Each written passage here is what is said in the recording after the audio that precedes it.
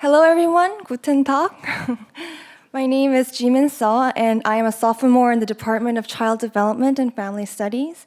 And I also currently started studying the interdisciplinary program of Global Environment Management recently. Today I would like to introduce how to provide community engagement to facilitate urban forestry.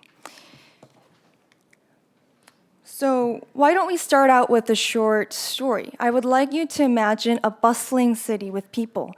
Citizens realized the importance of greenery in their urban environment, and they continued to nurture the trees that they already had, using technology to monitor the trees' health and provide more care. But suddenly, a critical question arose. Wouldn't it be better to actually have more trees in the first place? Obviously, the answer would be yes, but how would we plant more trees? The city is already so crowded, and we can't replace the already built infrastructure into trees, can't we? Usually, people would stop here and give up, but what if we took a fresh perspective? What if we could repurpose our overlooked, forgotten spaces into vibrant green spots powered by the collective effort of the community? Today, I would like to introduce an initiative that we could actually transform the overlooked places in our urban areas. In most cities, underutilized spaces hold the immense potential for hosting greenery. These areas often go unnoticed despite being right under our noses. Identifying and transforming these spaces, we can create a more sustainable urban environment. But now you may ask, do such spaces really exist? Where are these spaces? Well, I'll give you one example. Can you imagine the highway areas? The sound barriers are always around you. Visualize trees lining the stretch, creating a beautiful, functional green space along this area. Even if these spaces seem very small individually, collectively, they have enormous potential to transform the whole city. Some other examples would be unused corners of public parking lots, or grounds surrounding large facilities like stadiums, or even bridges, rooftops, or even small spaces suitable for greenery. All would not matter. The challenge lies, though, in identifying these spaces. Governments and administrative bodies are just too busy. They can't provide resources to spot them. So that's where citizens play their pivotal role. To encourage citizen participation, I propose a fee-based system. This is a model combining incentives and disincentives to drive positive environmental behavior. In order to let this system work, we need to consider when and where from these incentives will be given out. First of all, incentives will be given out under two conditions. First, for discovering these places, citizens who identify the potential planting spots will receive incentives after the government verifies the location and its feasibility. Second, planting and maintaining trees will also be incentivized. As the approved locations are taken care of, more individuals will earn incentives. The caring process is equally important as the planting process because if one just plants a tree and does not take care of it, we could not call it a sustainable system. Next is about the fees. The fees funding requires great effort to make it sustainable. Because some businesses contribute to the deforestation of the society, it would only be fair for them to help increase forestry. So I propose that some companies or businesses that can help this funding would be industries linked to wood products, such as paper, bag, and cup manufacturers, or even businesses that engage in cutting down trees, like solar panel installations or even farmlands. So now we have gone through what the fee-based system is, and I'm proposing that we should use this system to make forestry in this urban area. But now we have to think, is this even possible for citizens to engage in? Will this be effective? I will propose 3 areas in why this will be effective, and the first one is that even small incentives can motivate people. In South Korea, a system called cash walk, or toss, provides people rewards for walking. So every step you make, it makes you earn money. So this is a very small amount of money, but even despite this amount, people continuously use this application to earn their little types of money. So this can prove that even the small incentives given through this initiative, people can actually be encouraged to find more places to plant trees.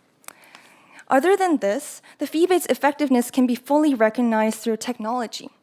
Because there's always a concern, won't this process be a little too difficult and complicated?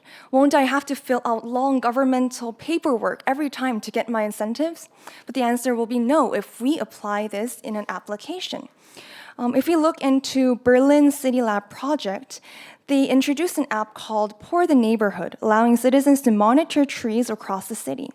You can see here, the app is providing little green dots around the neighborhood, and these all represent trees.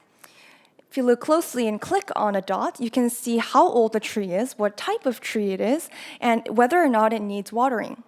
So you can see that this tree currently does not require water because it's under hibernation. Like this, the initiative I propose today can adapt a similar app to simplify the process and make it easy for citizens to report spaces, monitor tree growth, and even redeem rewards. Last but not least, fee-based systems are widely used and have been proved their effectiveness already. An example can be from France. France has implemented a fee-based system for eco-friendly vehicles, so people who purchase greener cars can receive incentives, while those buying less eco-friendly models have to pay more money. The approach led to a significant shift in consumer behavior and shows this model can work effectively. To add another layer on this engagement, the sustainability of the method is developed as we can introduce climate points. Some of you might worry, what if there's a problem if we give out real money to citizens because they plant trees? This can be solved by using a concept called climate points. This is a kind of digital currency for environmental contributions.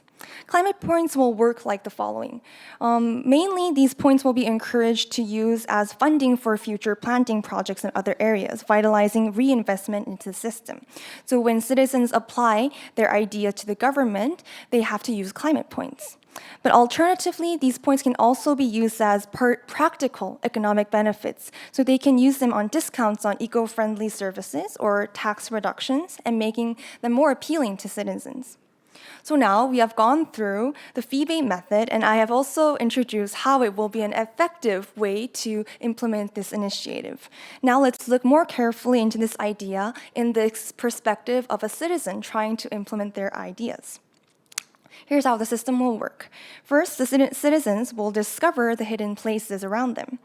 They will identify spaces and they will report them to the government, but some criteria will be required before the reporting. The areas must have a minimum number of trees accommodatable, and the distance from a certain level of foot traffic will be required because the tree planting must be realistic. The next step will be community support and participation.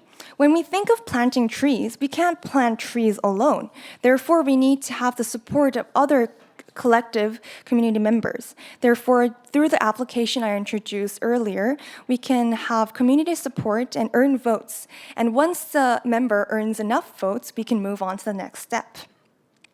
After the participation is fixed, the government will verify the space and also the interest level, and they proceed the planting process under the government's identification.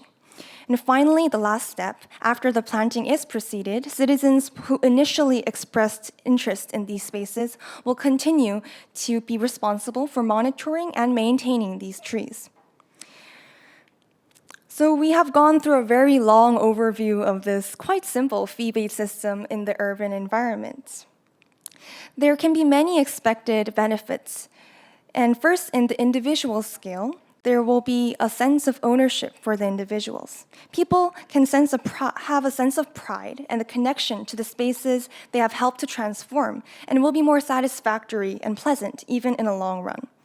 This can lead to more active engagement. Participants can be more invested in tree care, and they will be able to access more programs and issues in the future. In government scale, government will earn lots of things, but most importantly, they will have increased funding for forest creation. After this initiative is pronounced, more governments and maybe businesses will be aware of this idea, and they will contribute to forest funding. Also, they will have more visible results as trees are constantly being planted. And other than trees, cooler local temperatures or reduced CO2 levels will also be an indicator. By transforming overlooked spaces into green oases and empowering citizens through incentives, we can achieve a greener, more sustainable environment. The fee-based system is more than a financial mechanism. It's a way to foster community, responsibility, and a more tangible environment. Together, we can redefine what's possible for our cities. Thank you.